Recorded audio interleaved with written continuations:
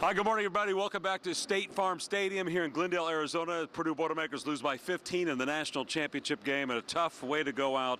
But Zach Edey, it's been a joy to watch this young man play. 21 years of age. He left it all on the court last night. 37 points, 10 rebounds, and that's what he was doing all tournament long. He is deserving of back-to-back Player of the Year honors.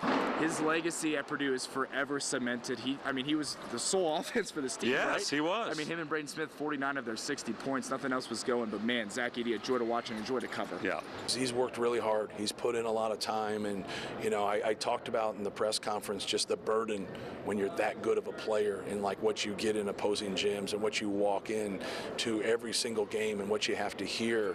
And below average players like myself never have that burden, and like people have no idea. And he was always professional, man. He was competitive, he was professional, he worked hard.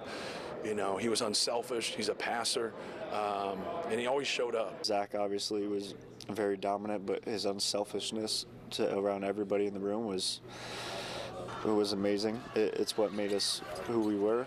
I don't think that's up for me to decide. I think, like, obviously Purdue will determine my legacy, but I think for me, you can say anything you want about my game. You can say anything you want about how I play, but I don't think you can ever say that I never stepped on the court and didn't give it my 100%.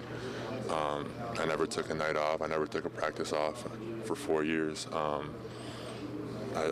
left everything on the court every time I stepped on, and that's the only thing I want to be remembered for. Okay, what a joy to watch Zach Edey play. We'll watch and see what happens with his career. Likely headed to the NBA, which you and I both agree he deserves to be in the NBA. There's skeptics out there, but one thing and one thing only taken away from this season and this tournament, he deserves a spot somewhere in the NBA, and he will flourish somewhere in the right system. Well, it didn't end the way we wanted it to, but what a special season for the Boilermakers. That's coming up a bit later right here on Sunrise.